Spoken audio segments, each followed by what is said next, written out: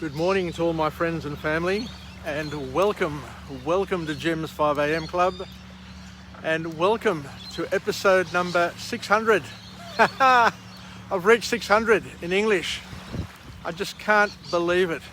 I can't believe this journey that commenced during COVID back in May, around about the 15th, I think, 15th of May 2020. When everything just seemed to be coming to the end of the world, with COVID-19, with lockdowns, with uncertainty, not knowing whether or not we'd ever have a vaccine, and who knows where COVID-19 was going to lead us, to economic Armageddon, many people would have said. But looking back, with 2020 hindsight, I'm pleased to say that the economy has recovered. The share markets are at record highs. We have not only one, but three or more options in terms of vaccinations that were created independently of each other and are available and will be available over the next couple of months to all of those who choose to get vaccinated. So let's kick off and do another 5am Club. I'm up here at Nelson Bay at Little Beach at my holiday house. It's our bolt hole. So I'm up here with the granddaughters, and look forward for them to wake up, and we'll just have a bit of fun over the next couple of days, God willing. So the book that I want to cover today in the book summary is called The Willpower Instinct. The Willpower Instinct, and it's by Kelly McGonigal. The author is Kelly McGonigal, and it's a book which basically takes a deeper dive on how willpower works, and whether or not willpower is all that it's made out to be. Because we've all started diets, we've all done lots of things in our lives where we commence with tremendous power and willpower, assuming that we're going to get it done. And before you know it, the first morning tea doesn't get by without the temptation to grab yourself a Nutella donut or something which is not on the list, not on the prescribed list of things that you can eat in order to drop a few kilos. So let's have a look at this whole thing about willpower, and the author gives us a deeper view and a broader view in terms of what willpower is and the types of willpower. There are three types of willpower according to this author. So let's move through it and see where it takes us. So the author here kicks off the book with a nice little quote suggesting that chasing meaning is better for you and your health than trying to avoid discomfort. So it's all about looking and chasing meaning and identifying meaning in the things that you do. And she talks about there are three types of willpower. 1, 2, 3. Three types. The first type is I won't power. I won't. So I won't do this and I won't do that. The second type is I will. I will do this and I will do that, so a different sort of slant. And the third one is I want power. So I want to be, I want to achieve, I want to become types of power. So the author rightly suggests that the first type of willpower that she highlights, the I won't type of willpower, is the one that we're all accustomed to. It's the negative one. I won't do this and I won't do that, and I won't, and you won't yourself to sleep at night. But regarding willpower, the author asks a very, very important question that we all need to answer from time to time.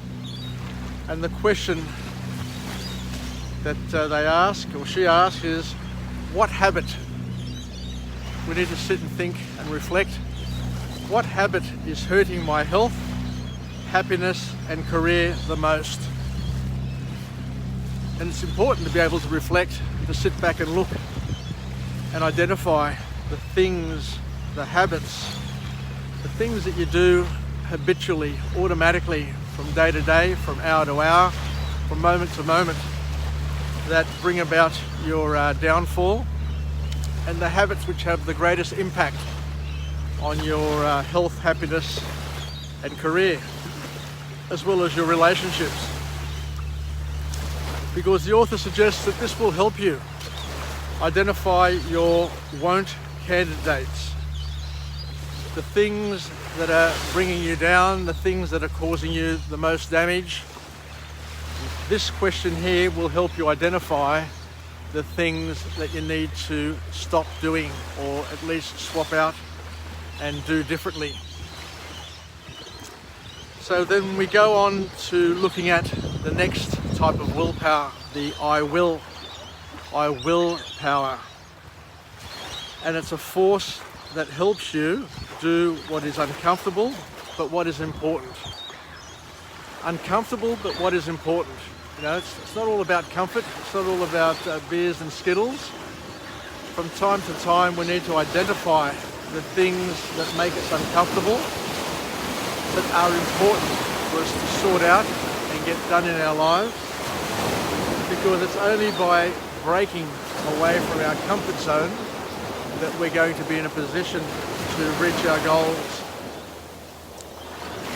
And this type of willpower is the type of willpower that allows you to delay gratification, to push gratification into the future and say that I won't get that Harley Davidson when I'm 30, in my 30s.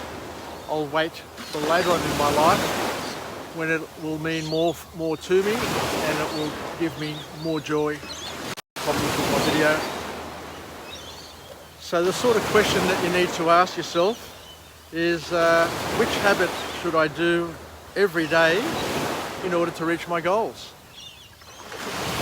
So it's all about the quality of the questions that you ask yourself. The first question is which habit is hurting my health, happiness and career and relationships the most, and to stop doing those things and to swap them out. The second question is which habit should I do more of? Which habit should I do every day to help me reach my goals? So once again, a time to reflect and a time to plan and a time to get things happening and moving in your life. And the third one here, the third item in this book, is the I want power. It's the force that allows you to remember your long-term goals when you most need to. Because we get distracted, you know. Life gets in the way, things get in the way, problems get in the way, and we get distracted. So in order to refocus and to get back on the bandwagon and to get back in the saddle, you need to ask yourself another empowering, powerful question. And the question that the author talks about in order to understand your I want power is, what is the one goal that I want to spend most of my time on? What is the one goal that I need to focus on that is going to give me the biggest bang for my buck, I guess is another way of putting it. So, I want power. My granddaughter is trying to get hold of me. Let me finish up and I'll go and grab her. So the author suggests that I want power. I want power. Power is the most powerful as it leads to a strong reason and a clear why for delayed gratification. So remembering that Simon Sinek talks about the importance of understanding your why and being very, very clear on your why, because your why will give you the most bang for your buck. And charisma comes from having a clear why. If you want to be a charismatic leader, if you want to be a charismatic partner, a charismatic person, you need to have a clear and resounding and unambiguous why to get you motivated, to get you driving, and to get you doing things in your life. So the next point from this book is the pause and plan response is your biological willpower instinct. Pause and plan response.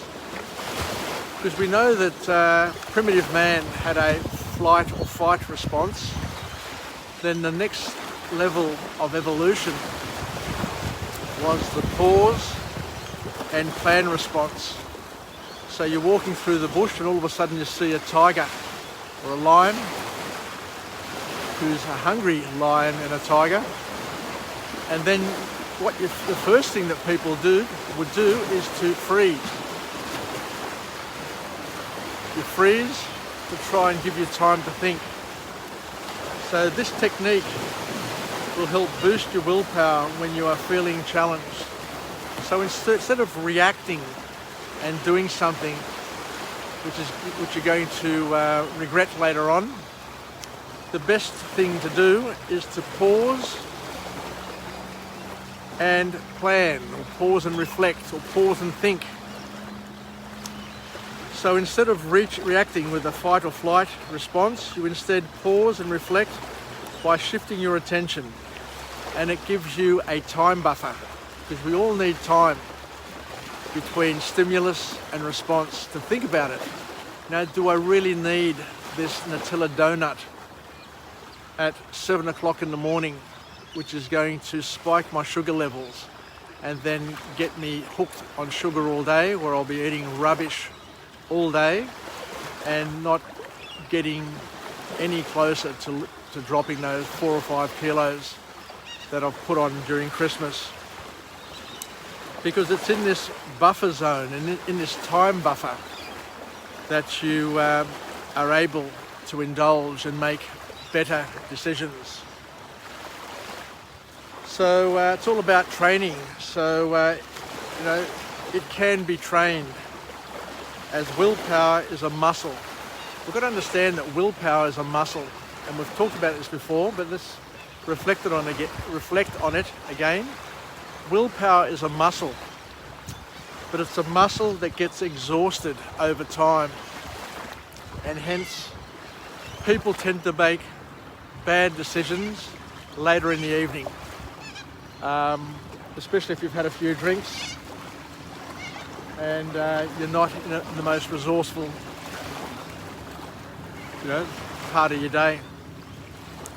This is why your decisions get worse throughout the day, and you're most vulnerable late at night, where all of a sudden you'll text a partner, or you'll try and get in contact with somebody that you haven't spoken to for a while, and for good reasons why you've decided to part company. But it's always the time of day, the time of night, where you're bound to make the worst decision of your life, because your willpower has been exhausted throughout the day, and hence you make the best decisions early in the day. That's why it's sometimes better to sleep on things, because you wake up, your willpower has been refreshed, and you're at your strongest, toughest, and best and most resourceful time of the day when you first get up. So just think about it. When it's late at night and you're reaching for a chocolate, or it's late at night and you're reaching for the phone to text your lover or your bonk partner, then maybe it's best to rethink it and to pause and reflect, because the worst decisions that you tend to make are the ones where your willpower is at its weakest. So So the last point that the author talks about is that past good behaviour can't be an excuse for present bad behaviour. You know, we're always going to be making bad decisions, and we can't rely on how good we've been throughout the day. You know, I've been eating good all day. It happens all the time when I'm on a diet. I've been eating good all day. I've been making great decisions all day. And yet, 10 o'clock at night, I just feel like reaching for a chocolate, reaching for those bloody Tim Tams. Those bloody Tim Tams who bring us all undone. And you just spoil and just ruin everything that is, all the good things that you've done throughout the day, throughout the week, or throughout the new year. So be aware that your attitude, beware of your attitude, because when you're doing well, you get lazy. You know, I've been doing well, I've been eating all day. I've earned this. How many times have we said we've earned this chocolate, or we've earned this cheat meal, or we've earned this special moment, only to wake up in the morning and say, shit, another mistake, another bloody stupid mistake that I've just made that's going to ruin my day, ruin my week, and possibly ruin your life. Because we get lazy. Our willpower gets lazy as the day gets through. So the important thing is, don't drop your guard, because by dropping your guard you're going to fail. And you need to become a Spartan and don't fall for temptation, and watch for your rewards, for your delayed gratification rewards. Plan ahead, know what you're going to do ahead of time, so you have a plan B, plan C, and you've planned your response. You know, you've had time to sit and think, pause and reflect, and you've planned your response so that you can get through that moment without having to look back with regret, with lots of regrets later on. Anyway, thank you very much for joining me on the 600th Jim's 5am Club. I've done it, 600 in English, and I've done 61 in Greek. So over the next week or so, I will probably be at my 700th vlog of Jim's 5am Club. A proud moment, a moment that I never thought that I'd be able to achieve. It started during COVID, around about the 14th or 15th of May. And we're in January now, 2021, and going as strong as ever. So thank you very much. Let's finish off with a positive affirmation. I'm alive, I'm well, and I feel absolutely great. To my friends and family, stay connected, stay relevant, stay reasonable, and most importantly, let's look out for each other and understand that willpower is like a muscle, so you can build it. You can build willpower. You can build a strong willpower. And there are 3 types of willpower, but by the same token, you need to have the 3 different willpowers in there to help you maintain your overall willpower, and to understand that willpower gets depleted throughout the day, it gets weaker, and we tend to make the worst decisions, the most unresourceful and disempowering decisions later in the day. So just make sure that you are more mindful towards the end of the day, so you don't end up ruining your good work, your good works that you've done throughout the day, throughout the week, towards the end of the day, where you're tempted to make that call, or you're tempted to reach into the pantry and pull out those deadly Tim Tams and commence that downward spiral that you're going to regret. I'm telling you, you're going to regret it, because I regret it all the time. And then we start the next day again, all strong, and come to the end of the day, it's all a bloody mess again. Anyway, take care. Yassas from Jim's 5am Club, and I look forward to coming to you again from another location with another message. I've got a number of book summaries that I've pre-prepared. I've got about 30 that I'm going to crank out over the next 4 or 5 days, because I'm on holidays. It's the Australia Day weekend, and I just can't wait to deliver more 5 a.m. clubs, because I've just realized that it is my calling. I enjoy it. I don't know if anybody else enjoys it, but at the end of the day, if I enjoy it, that's all that counts. So take care, yasas, and we'll chat again. Bye.